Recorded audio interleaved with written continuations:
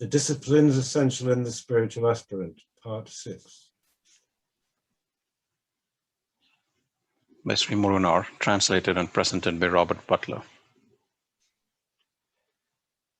So we'll get started today with a prayer song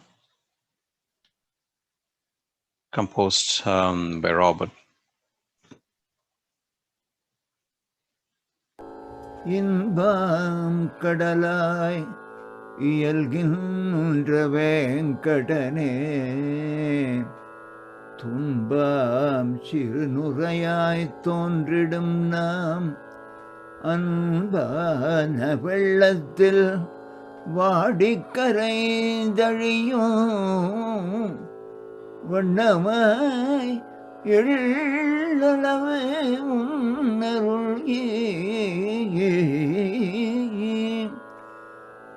இன்பம் கடலாய் இயல்கின்ற வேங்கடனே துன்பம் சிறுநுரையாய் தோன்றிடும் நாம் அன்பான வெள்ளத்தில் வாடி கரைந்து அழியும் வண்ணமாய் எள்ளளவும் அருள் எள்ளளவே உன்னருள்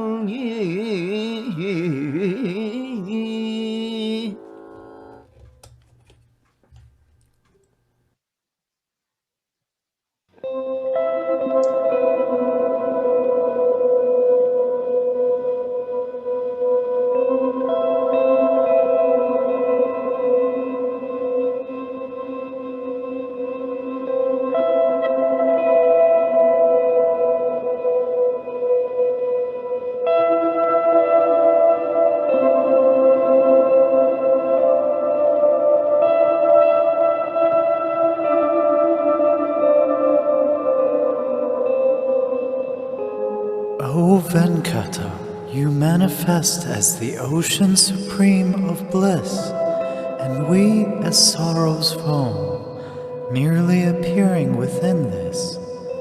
Grant us now the smallest fraction of your grace, so that in the flood tide of your love, that foam will fade and melt away.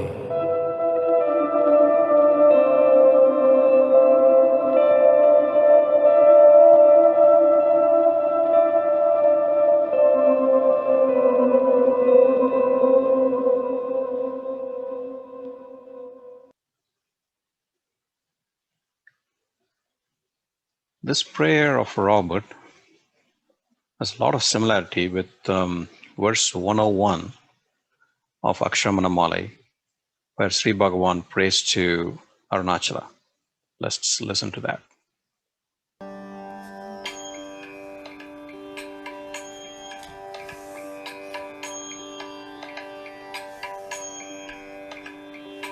Aruṇācala Shiva, Aruṇācala Shiva, Aruṇācala Shiva, Aruṇācala, Aruṇācala Shiva, Aruṇācala Shiva, Aruṇācala Shiva, Aruṇācala. அம்பு விலாலி பொலல் புருவுனில் என்னை அன்பா கரை தருள் அருணாச்சல. அம்பு விலாலி பொலல் புருவுனில் என்னை அன்பா கரை தருள் அருணாச்சல. அருணாச்சல சிவ, அருணாச்சல சிவ, அருணாச்சல சிவ, அருணாச்சல. அருணாச்சல சிவ, அருணாச்சல சிவ, அருணாச்சல சிவ, Arunachal.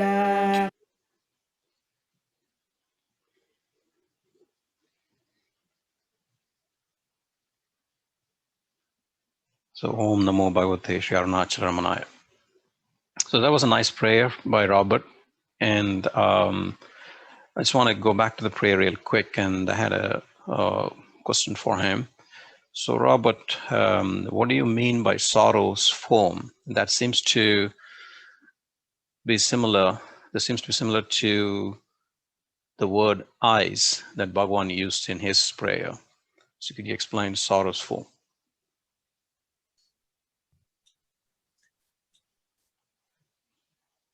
Yes, well, the metaphor of a piece of ice melting very quickly when it falls into the sea, and of a bubble bursting, metaphors for the way that when the ego pops or dissolves, then you become one with the self.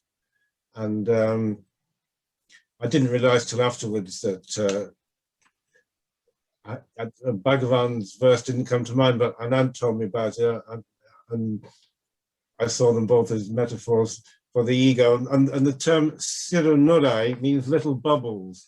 And that was brought to mind by Kurumtagai verse 290, where a young lady who's lost her lover, she's imagining that she's like the foam that's left on a rock when a large wave hits a rock, and the wave goes back and the bubbles slowly burst. So the idea of the bubbles, and this idea was also used by Santalinga Swami, who compared our lives as jivas, as bubbles that rush through water and suddenly burst, but you don't know when. So all these ideas came together to make the verse. But so the foam really just means little bubbles, metaphor for the ego. Yeah, that's good. Thank you. So with that, now let's move on to Sri Muruganar's neṟis, or disciplines. We are now in the 17th neṟi. Anand, please. வீட்டிலும் மிக்க விழுப்பதம் இல்லை. வீட்டிலும் மிக்க விழுப்பதம் இல்லை. Robert. There is no state more sublime than liberation. Okay. So there is no state more sublime than liberation. And for this neṟi, Robert has a comment. I'll let him read it. The spiritual practitioner has to be set a goal at first, which is liberation, and he is therefore told it is the highest stage. But this is only to persuade him to pursue that goal and realize it for himself. He's later told that it is beyond all possible states of being or not being, and is even now eternally realized. Right. So with regards to this, on 13th February 1937, Sri Bhagwan made a comment. Robert? Existence equals happiness equals being. The word mukti, liberation, is so provoking. Why should one seek it? He believes that there is bondage and therefore seeks liberation. But the fact is that there is no bondage, but only liberation. Why call it by a name and seek it? Meaning our true state is the liberated state at all times, right? So there is another quote from Bhagavan on 5th April 1937, which illustrates the same point. Go ahead. The high state is that which transcends all states, which constitutes moksha, liberation. In fact, the jnani's karma is seen only from the ajnani's standpoint. He remains actionless only. He is not aware of the body as being apart from the self. How can there be liberation, mukti, or bondage, bandha, for him? He is beyond both. He is not bound by karma, either now or ever. Right.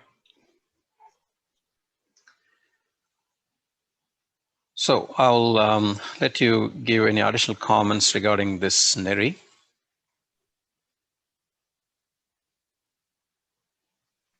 Yes, this is the highest teaching, on the one that there is only liberation, but is one that is not accessible to us in the early stages. When the mind has almost total control of us in our waking state, this state is not accessible. Therefore, in the initial stages, we will aspire to liberation as the high state. Gradually, through practice, we will come to recognize and dwell in the thought-free state for short periods, and thus gain a glimpse of the self by dwelling as it. So it's a gradual process of self-attention which strengthens the awareness as time goes on.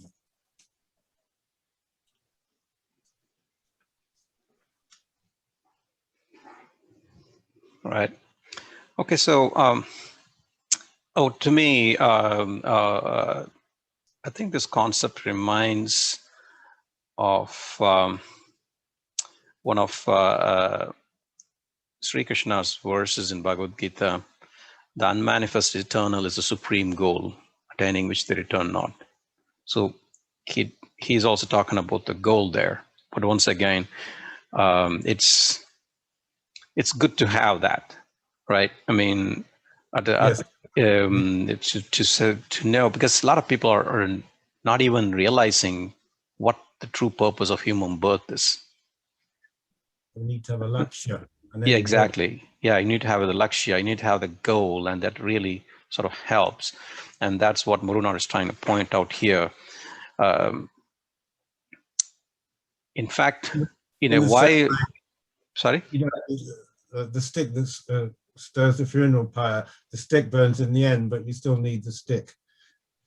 And in the same way, you need a lakshya. Yeah, exactly. Lakshya, meaning goal, yeah.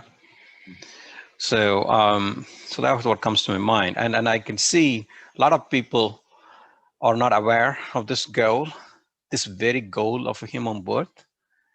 And even among those who are aware, it simply hasn't emotionally sunk in. The gravity of the importance of it hasn't sunk in. So that's why this is so important. So at this point, I will stop and then see if there are any comments from fellow devotees here.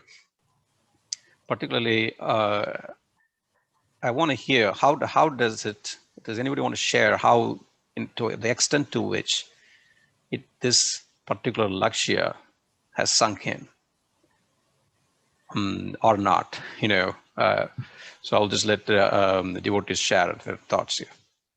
I just want to emphasize the word, the last sentence. He is not bound by karma, either now or ever. Quite often, that is not the perspective most people have. But I still believe in this one. It goes to the absolute reality, not the relative reality. And the preceding sentences, in fact, his karma is seen only from the jnani standpoint.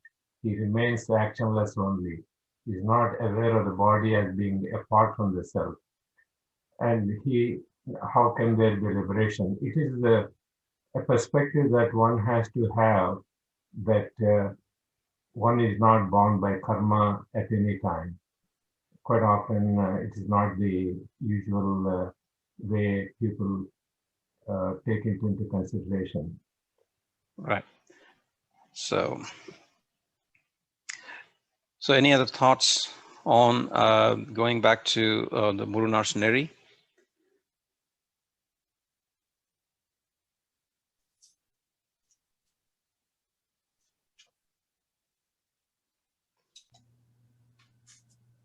So the goal, or as I said, to the extent to which it's the seriousness of it is sinking in, or the lack thereof.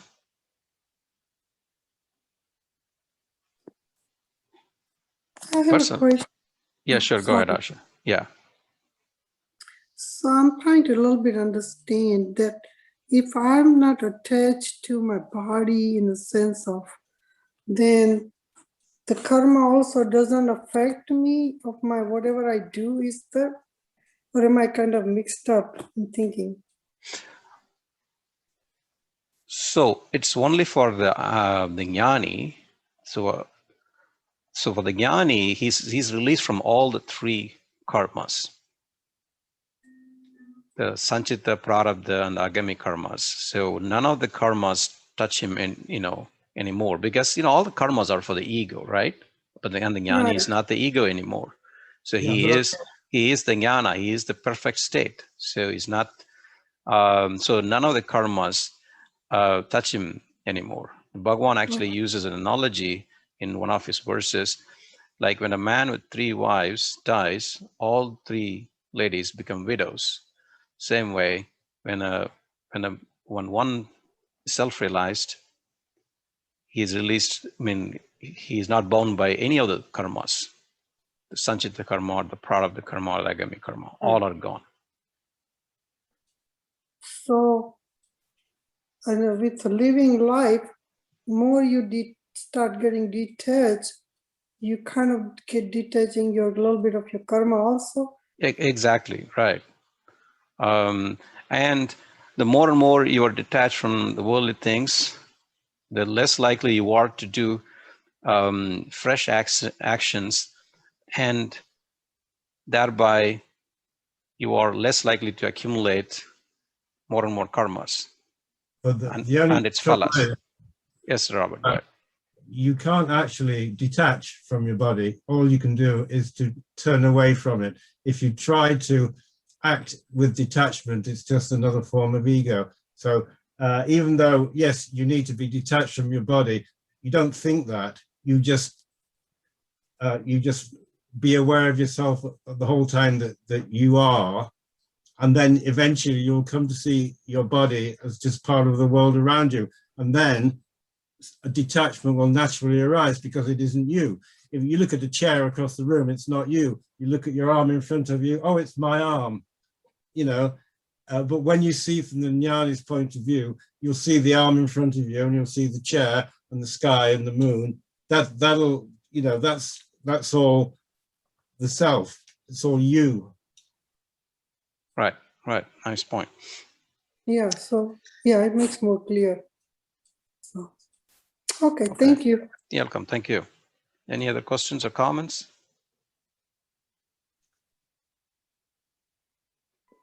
Yeah, Okay. I have a comment. Yes.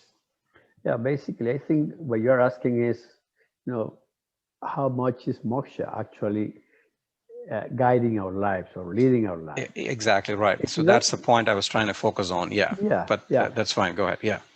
Yeah. Basically, well, so I can only answer for myself. Yeah. You know, the first thing we do is we take moksha as an intellectual idea, and then we work on it, and then we're supposed to basically internalize it and make it like part of ourselves. And from there on, we just, all we do is geared towards that goal and nothing else. Well, I have it here in my intellect and a little bit within me, but I recognize that I still do many, many things in life that has nothing to do with liberation. For example, I like to pick up a mystery book, for example, say Agatha Christie, things like this. I enjoy that type of reading. And I know that's not leading to liberation at all, but I just have fun and I kind of like doing that. Another thing that leads my life is when I was a student, I had basically nothing. So I struggled a lot to actually pay for university and things like this. And I felt so miserable that I promised myself back then not to go through that anymore again. So whenever I see something that could go wrong, I just try to fix it myself and start working on this world so that there would not be any shortcomings of any kind in the future. So that kind of thing still is in me. That doesn't lead to liberation. And I'm still working at that very hard. And geez, and it's difficult, very difficult to turn your back to the world and say, I don't care about the world. It's difficult. The world really has a big grip on you. And you keep working towards liberation, and sometimes you feel like you're failing. But that's my case. But at least, yeah, but at least you're starting to reflect on it, right? I mean, that's good. Oh yeah, I keep it on my mind all the time. That's true. And I honestly, as Mr. Butler said, the thing is, I'm always aware that I am not this or that, that I'm something else. I mean, I'm not the world, things like this. So, but still the struggle. But still, right. But to me, there's an important reason why Krishna said that in the earlier verse that I quoted, or why Muruganar is saying this. There is no state more sublime than liberation. I think they want to create that sense of urgency in us. They want us to get that. That's why it is such an important instruction. From a practical standpoint, I know there is this lofty thing that we are looking at the slide here, but from a practical standpoint, it is good to have that sense of urgency, that goal, the lakshya, which Robert was saying. It is good to have that. And let me share something personal with you. Off late, I'm feeling guilty beyond words, and I'm spending time on anything else. So it's basically, I feel like, God has given me all of these things for a certain purpose. So if it's wasting time on other things, it's simply not right. That's just how I'm beginning to feel. And, it's a journey, it's a struggle when we all have to go through it.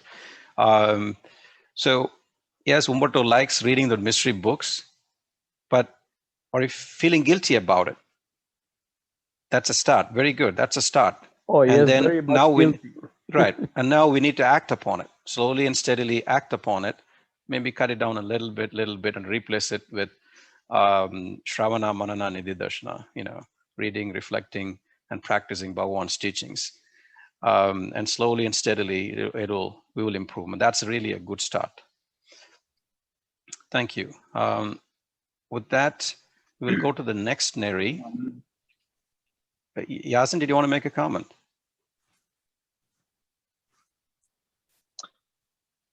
Okay. Yes, just I think a little bit of what Umberto said, and it takes me back to the story Robert told a few sessions back about a man who went to a guru who had a wife and was just enjoying all the pleasures of the world, and he said, this guy's not enlightened. Look at him; he's enjoying, all these material pleasures. And then then the man, of course, went to another guru, and he said, yeah, I went to go see so and so. But I don't, I saw that he's doing all these material things, so I came to you instead. And then the guru who he went to said about the other guru, like, oh no, he's, at a level of detachment that those things don't really affect him, and it's just like all this thinking about, am I liberated? Am I getting there? Should I work harder at it? Do I feel guilty about it? I mean, this is all, I feel in a way it's just, so much, it's your mind playing with you. It's at the level of discernment, right? Like, my mind's going to go up, down, sideways. Am I doing this right? Am I doing enough, my vichar practice? And I feel to a degree, there's it reminds me of a really great quote from Khalil Gibran, who wrote The Prophet. And he said, the fetters of one freedom, when loosened, become the chains of an even greater freedom. So long as the idea of freedom exists for you, you'll never be free. So in a way, it's kind of, it's okay to live out, these human things. We still have, even the completely enlightened people, they still, upon enlightenment, they still have to live human lives, right? I'm sure to a degree they have some material pleasures that they enjoy, but it's the level of detachment that they have from it that allows them to really enjoy it. The thing is, it gradually becomes, I feel, that the body is enjoying it, but you're not the body anymore. You're not going to get rid of the prarabdha, and there's no need to start reading. Well, obviously, for now, when you're practicing, but the jnani has no limitations whatsoever. He could drive speedway, he could jump off, he could do anything.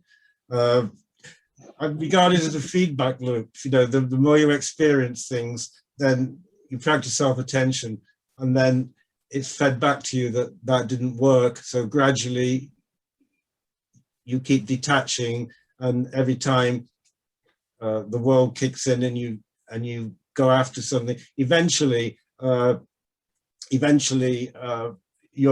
body and the things that it does will become a beautiful instrument which just does the right thing. But you get feed, every time you get it wrong, you feed back, you go back to self-attention, and you'll go to a higher state. It will just naturally happen. It will happen in time. Or well, there's no time really, but it will happen in your perceived time anyway. Right. Thank you. So thank you, Yazan. Did you have any other comment? No, just just to tell Umberto, enjoy your detective mystery, I guess, in due time, as long as you're working on your spiritual. I mean, worldly things that are necessary for our day-to-day life, that is fine. But what Umberto is trying to say is that he's spending, or now he's beginning to think he's wasting time on mystery books, which he's beginning to realize is not really necessary for his. But that's an important point. Right. But Muruganar said the biggest sin is to think you're a sinner, whereas it just adds an extra burden to your bondage. Not only you say the things you shouldn't be, you're feeling guilty about it. Yeah, but at least we can use it to motivate to spend more time on self-attention, right? Well, many ways you could do. You could say, well, at the end of each chapter or section, I will say to myself, who's reading this mystery novel? Yeah, exactly. Right. A bit of self-attention. Exactly. That's eventually, as you get more to taste the self, then the desire to do those things will get less. But you can't just cut off and say, no, I won't do that. It's wrong. You're right. It has to be gradual. It has to be gradual. And the more and more you attend to self, automatically our grip on the other things, the grip that other things have on us will loosen up, right? The more and more we attend to self, and that's the point that Robert is trying to make. You just keep at it, keep it your practice. You'll slowly get the detachment, and then you will gradually progress. Does that sum up, Robert? Did you have anything else to add? Yeah. No. I think we've covered. Okay. Very good. Kumar, I have a question. Yes, Murugan, go ahead. This Neṟi seems to be a continuation of the previous Neṟi, Neṟi 16, which basically says that virtue, wealth, and pleasure are contained within liberation. Yes. So he puts that groundwork that virtue, wealth, and love are contained in liberation. And the liberation basically trumps it all. And then he goes on to give one more statement. It's a beautiful point from Murugan, that there is no state more sublime than liberation. So he just takes it from there. Yes, you're right. Sorry, Robert? So they're not really... Yeah. No, I'm sorry. No, so they're not really opposites of each other. The virtue, wealth, and pleasure, they're contained in liberation. So if you're focused on one of those three, Muruganar is saying aim higher. Yeah, exactly. Right. Aim higher. There you go. Yeah. Aim higher, and automatically it'll loosen up. The grip of other attachments will gradually loosen up.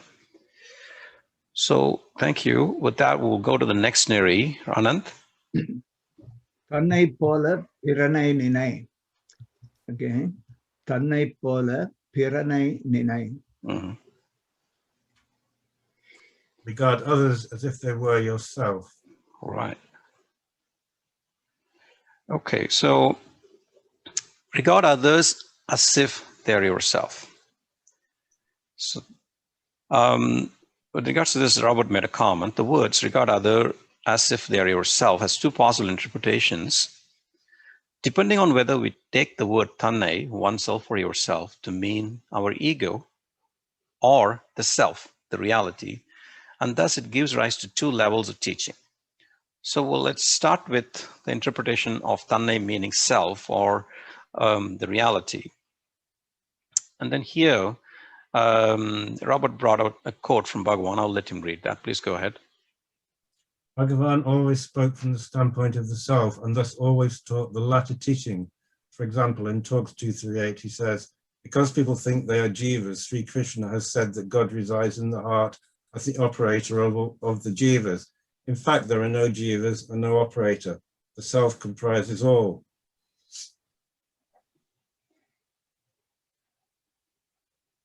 Applying this view of Sri Bhagavan, being aware of the love we bear for ourselves and knowing, at least intellectually, that ourselves and others are not different, are only valid courses to extend that love we have for ourselves to all others we encounter in our lives. Yeah. So to stress the key point here, in fact, there are no jivas and no operator. The self comprises all. And since we know that intellectually, it's quite clear that there is only one. We know that intellectually, so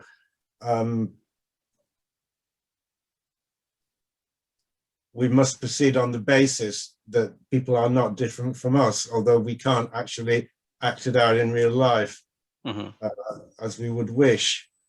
But the problem comes in when, because we think we have a personality. Persona means a mask. So we have, each person has a mask and they try to make their mask perfect so they can interact with each other. But in fact, both the masks that we have are entirely false. And what happens is that when we meet other people, other jivas, we always clash because we're both in the past or in the future. We're not meeting in the present. We're not where we are. We're not where it's happening. So the way to interact with the jivas is to maintain self-attention and allow the other person's space to be, and your reaction then to them will be free of any judgment or preconception, and you find that the flow between you will just happen naturally because you're not trying to work out what the other person's thinking, and they may be trying to work out what you're thinking, but that'll have no effect. Anything that, because if you keep focused on your own self, nothing they say will do any harm to you. And also, by the mere fact that you both know that yourself, your remaining as the self will raise the awareness of both of you. In fact, Bhagavan has said that for one person to become realized raises the level of awareness in the whole world imperceptibly. So when you meet another jiva, by maintaining self-attention and not projecting your own persona or mask onto them, it will allow you both to move into a space of the space of the self, where interaction can just flow naturally and normally, because you are both the self anyway. Right. Sorry, that was a bit. No, that's good. That's good. And then going back to Robert's comment, remember we said tanne could be taken to mean two things, right? The self or the reality, which you just explained, and then but it can also mean the ego, to which there is a quote that Robert brought it up. Robert, do you want to take it from here? Santalinga Swami expresses this idea in verse 40, can't read it, of Vairagya Satakam. Verse 4 of Vairagya Satakam, in which discriminating faculty is represented as addressing the mind. Mind, debased beyond comparison. You consider the jivas with which you come into contact in the course of your actions as either enemies or friends, and in so doing you experience anger and all the rest, and brought ruin upon me. Which is what I was just saying, that once we go out to treat other people as if they're individual jivas, we create all kinds of chaos in our relationships with them, because we're all the self. Every jiva that we meet is part of the self and is therefore there to teach you a lesson, in a sense. So in fact, you should thank them for their presence. But instead of doing that, we act with ego and treat them as separate individuals. Right. So this is kind of funny, because the way he's also addressing the mind. This is, I forgot to explain that in this whole book, our awareness is regarded as getting frustrated with the mind, and throughout the book, the awareness talks to the mind, saying, "Why do you do this? Why do you do that?" I mean, it's a metaphor, obviously, but so that every time we try to practice self-attention, the mind pops up and does something nasty to us. Right. Makes us go off and, you know, do So something. as is addressing the mind, yeah, this is, and in so doing, you experience, meaning in considering others as others. Yes, as others, basically. Right. In so doing, you experienced anger and all the rest and brought ruin upon me. It's a nice way of putting it. So at this point, I will stop and see if there are any comments or questions from devotees. Yeah, I had a comment, Kumar. Yes, Greg. Yeah, just extending upon this writing that's here right now. I had the